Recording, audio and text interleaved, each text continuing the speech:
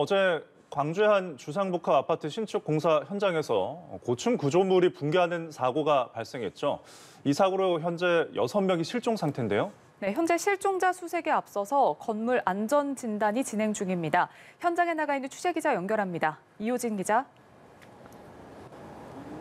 네, 붕괴 사고가 발생한 광주 화정동 아이파크 아파트 신축 공사 현장에 나와 있습니다. 사고가 난 아파트 건물은 그야말로 폭격을 맞은 듯 처참한 모습입니다.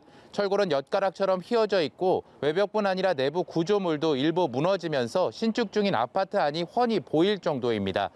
상층부에서 무너진 잔해물들이 타워크레인 지지대에 위태롭게 걸려있는 모습도 보입니다. 이 건물이 무너진 건 어제 오후 3시 46분쯤입니다. 고층 상단부 외벽 등 구조물이 갑자기 무너졌습니다. 사고는 39층 옥상에서 콘크리트 타설 중에 발생했는데요. 23층부터 38층까지 양쪽 내 외벽이 붕괴했습니다. 현장에 있던 작업자 3명은 자력으로 대피하고 3명은 소방당국에 구조됐는데 구조자 가운데 1명이 부상해 병원 치료를 받았습니다. 또 공사 현장 인근에 주차된 차량 10여 대도 잔해물에 매몰됐습니다. 사고 당시 현장에서 22개 업체에서 파견된 394명의 작업자가 있었습니다. 그 가운데 현재 작업자 6명의 연락이 두절된 상태입니다. 휴대전화 위치 신호는 공사장 주변에서 잡히고 있습니다. 하지만 실종자를 찾기 위한 수색이 조금 전 재개된 것으로 확인됐습니다. 네, 실종자 수색이 일단은 최우선일 것 같은데 조금 전 속보로는 대원 투입을 결정을 했는데 구조 활동이 약간 늦춰진 이유는 무엇인가요? 네, 실종자 수색이 조금 늦어진 이유는 보시는 것처럼 타워 크레인이 좀 기울어 있는 걸 보실 수 있는데요.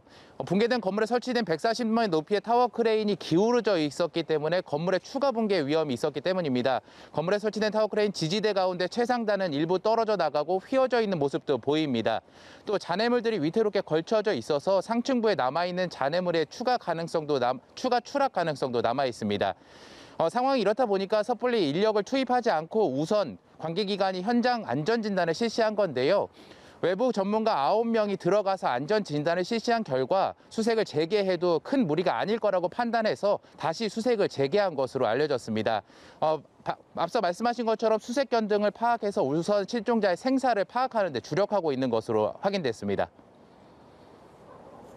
네, 실종자 가족들의 모습도 현장에서 보이는 것 같던데 지금 이 순간 가장 애가 타는 분들일 텐데요.